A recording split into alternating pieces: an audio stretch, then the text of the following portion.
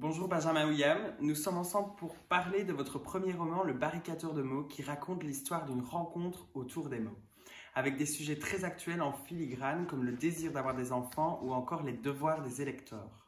Est-ce que vous pouvez nous en dire un peu plus? C'est l'histoire d'une rencontre entre, on va dire, un jeune homme, un jeune père de famille qui adore écrire et qui va rencontrer un vieux poète.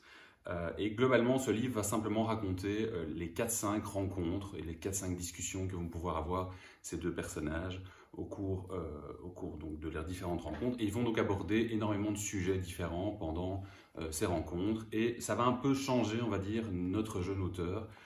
Ça va lui donner un autre regard sur la vie et peut-être sur ce que lui veut réellement faire. D'où est venue l'idée d'écrire cette histoire? Je voulais que mon scénario tienne en 4 rencontres et je voulais décrire ces 4 rencontres. J'aimerais savoir comment vous l'avez créé, ce poète, et cet endroit qui rend hommage aux mots. Elle vient d'où, cette maison, finalement?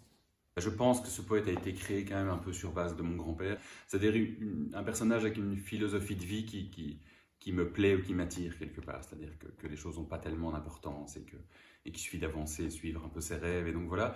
Et cette maison était en fait un peu l'occasion de catalyser tout ça et ses envies, ce personnage, dans une maison qui serait dédiée aux mots. Si une idée arrive, ben on peut simplement prendre un feutre qui pend au mur et l'écrire sur un des murs directement de cette maison, qui est une idée qui me plaît beaucoup, ce que j'aurais du mal à faire, ou en tout cas mon épouse va pas être tout à fait d'accord, ou en tout cas pas très longtemps, puisque les enfants n'ont pas le droit, a priori, moi non plus. Vous écrivez parce que votre rage, votre colère ou votre désespoir ont parfois besoin de s'exprimer, de faire trembler ou de faire rire. L'écriture a ce caractère, ce caractère pour moi, c'est simplement de pouvoir en fait faire passer ce que je ressens, ce que j'ai envie. J'ai toujours aimé écrire en fait depuis toujours. Donc je pense que j'aime 2 choses dans l'écriture. J'aime le rythme des mots, j'aime donner un rythme aux phrases, et à côté de ça, j'aime raconter des histoires. Victor déteste le mot rendez-vous. Et vous, quel mot détestez-vous? Rendez-vous certainement aussi. Il doit y avoir quelque chose là-dedans. Je ne suis pas quelqu'un qui aime beaucoup la ponctualité et la rigueur. Le mot obligation non plus ne me plaît pas trop. Donc c'est de devoir faire des choses, être obligé de. La lecture, c'est un voyage et certainement pas une escale. C'est quoi la lecture pour vous? Elle représente quoi aujourd'hui dans votre vie? Avant toute cette période, c'était un rendez-vous un peu inévitable tous les soirs, on va dire, entre minuit et 2 heures du matin, quelque chose comme ça, de passer derrière un livre. Mais il se trouve que voilà, pour le moment, j'ai plus tellement le temps. Donc la lecture, pour moi, aujourd'hui, c'est en vacances. C'est quand j'ai vraiment le temps et que j'arrête tout le reste. Et alors là, j'ai 3 semaines pour lire. Et ça, c'est quelque chose qui peut m'intéresser à ce moment-là. Vous écrivez « La vie, c'est apprendre à danser sous la pluie ».